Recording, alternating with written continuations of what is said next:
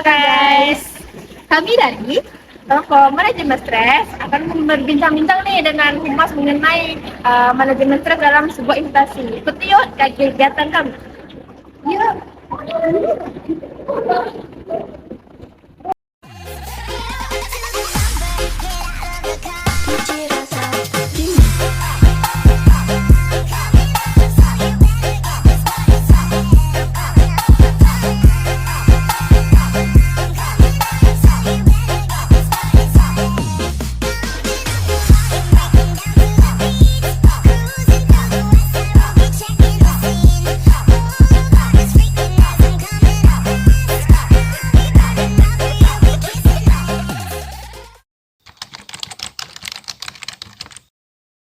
Kalau kita udah kerja tim, yang namanya konflik itu pastilah, pasti apa itu namanya rentan terjadi. Karena isi kepala masing-masing orang tuh beda. Dia kepala boleh sama hitam, tapi isinya beda-beda. Mungkin si A tuh pengennya begini, oh ini konsepnya kayak gini loh kak. Oh, saya ambil angle-nya begini loh. Saya ambil angle berita ini begini. Tapi menurut yang lain, gak bagus yang itu, kurang menjual, ini aja gitu kan. Nah, kayak gimana menyamakan persepsi itu tadi supaya kita dapat satu suara, satu kesimpulan bahwa inilah yang akan kita hasilkan, gitu ya. Nah, balik lagi ke orang masing-masing orang. Ada orang yang mau nerima opini orang gitu ya, dengan logowo. Dia juga punya opini, dia juga punya opini. Ketika opini itu berbeda, mereka dengan logowo menerima, memperkayalah pengetahuan mereka. Tapi ada juga yang kayak mau menang sendiri gitu kan, kayak anca itu lu iko yang anca itu ih no kecil dan anca iko yang lain diam lah gitu, yang lain diam gitu ya. Ya kayak gitulah kita kerja di dalam tim itu gitu. Terus kemana kak kalau udah ada konflik, kayak gimana kak kalau ada konflik? Ya kalau udah ada konflik kan kakak bilang tadi ya, nggak semua orang tuh kayak mau gitu loh menerima dengan lapang dada menerima argumen orang lain. Ada yang emang agak karakternya itu emang egois, karakternya itu emang kayak apa ya, kayak mau menang sendiri gitu, kayak dia yang paling benar gitu. Nah untungnya teman-temannya tahu dengan kondisi seperti itu, yang lain tuh pada diam dulu kan. Soalnya kalau misalkan masih adu argumen tuh nggak bakalan selesai. Nah alhamdulillahnya mereka tuh kayak udah paham aja gitu sifat masing-masing ya. Kalau yang si ini lagi hot gitu kan, yang ini nih cool lah dulu gitu. Kalau si ini lagi naik gitu kan, yang ini juga nggak usah ngomong dulu lah gitu. Dalam sini ada tim protokol. Tim protokol itu yang mengarahkan ke acara, ada tata penghormatan, tata upacara, kemudian satu lagi apa ya, aku lupa. Pokoknya kalau di dalam acara itu yang mengarahkan acara itu adalah tim protokol. Nah di situ mereka berkoordinasi dong, banyak berkoordinasi dengan orang-orang di sana itu. Nah, di sana juga butuh kayak manajemen konflik dan manajemen stres yang luar biasa, karena kalau misalkan kita nggak bisa kontrol emosi ya, itu kayak gini sih, kayak gini harusnya deh. Nah itu loh. Nah gimana kita menjelaskan ke orang tuh bahwa kita tuh maunya seperti ini loh. Kalau yang seperti itu tuh kayak salah deh gitu. Itu kan ada tata cara kita menyampaikan deh. Kayak gitulah kalau di dalam tim kita untuk manajemen konfliknya sendiri.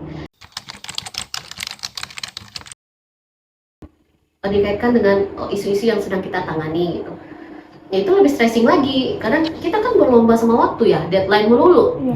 Belum lagi kalau misalkan memang pemberitaan itu kayak harus segera naik dan tiba-tiba misalnya nih kita nggak ini ya, amit-amit ya, ini kan cuaca lagi nggak bagus, tiba-tiba nanti siang hujan deras, terus hujan deras 1-2 jam, sekarang rawan banjir, air naik dan beberapa kawasan Kota Padang itu tergenang oleh air misalkan. Nah itu udah tuh, kita udah ancang-ancang, ini bakal ada tugas tambahan. Tugas tambahannya apa? Bahwa kita harus memantau, harus monitor situasi. Walaupun kita tidak turun ke lapangan, yang di lapangan kan timnya BPBD gitu ya, yang berkaitan dengan penanggulangan bencana.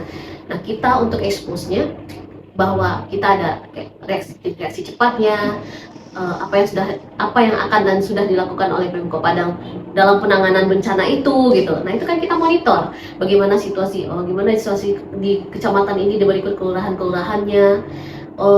Sekarang dilaporkan situasi dilaporkan debit air sudah naik misalnya gitu ya.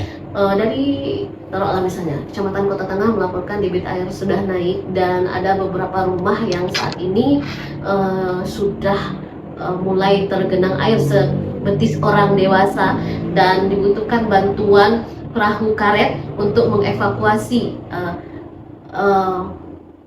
3 rumah yang diisi oleh 6 kakak, misalnya seperti itu, atas nama ini itu kita cari tahu terus yang seperti itu. Nah itu pressure-nya kan lumayan. Nah informasi itu tetap kita yang namanya birokrasi itu berjenjang. Jadi kalau informasi dari luar datang ke pimpinan kita, dari pimpinan saya turun ke saya turunkan ke anggota. Nah itu kalau saya dapat pressure dari pimpinan, saya juga pressure yang di bawah kan, kayak gitu kan.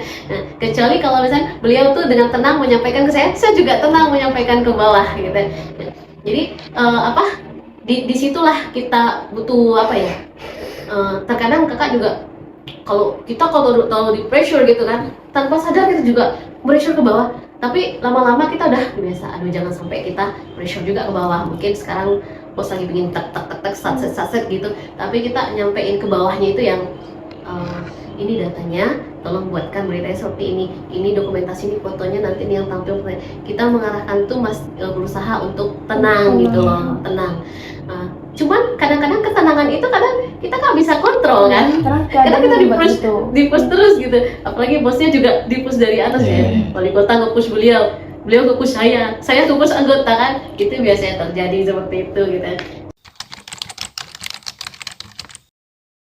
Jam terbang lah ya.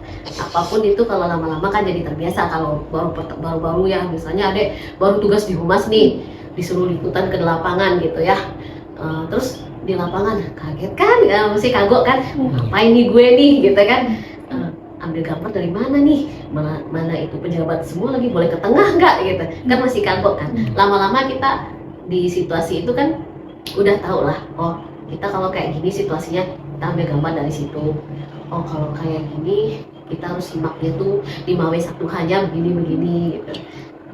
Terus kita setelah ini gue harus laporan nih, setelah ini berita gue harus naik nih, setelah ini foto gue harus ready. Nah itu kan jam terbang ya. Jadi seiring berjalannya waktu, yang pertama tadi kita mulai memahami sifat karakternya anggota dari tim kita itu seperti apa. Kemudian juga kita udah memahami tugas-tugas kita seperti apa, jadi kita nggak usah terlalu banyak interupsi gitu. Sangat tidak menentu, ini mikir-mikir lah kalau masuk humas pemerintah. Besok kalau ada formasi CPNS, ada yang tertarik jadi PNS, kalau ada yang tertarik jadi PNS, terus ada formasi humas, ya mikir-mikir dulu lah. Cuma kita nggak tahu ya, kan sistem itu kan bisa berubah ke depan itu, supaya ASN atau PNS ini juga punya work life balance atau kerja sama hidupnya bisa seimbang gitu kan, mana tahu nanti pembagian tugasnya ada beda-beda lagi gitu. Kalau sekarang sih namanya kita humas kan kejar-kejaran sama waktu itu untuk menangkap momen. Jadi misalnya kalau sekarang kita lagi ngobrol nih, terus ada telepon dari pimpinan kakak, kami turun ke daerah Tunggul Hitam karena di sana sedang ada anak hanyut, misalnya gitu kan. Masa aku harus nunggu dulu anaknya hanyut, kan aku harus ngejar kan, harus ngejar gitu kan. Nah gitu, seperti itulah deh. Lamun lain teteh awewena, kelaanan kudu kawin harita. Lamun lain teteh awewena, terus terang can hayang jadi bapak, boro-boro rumah tangga.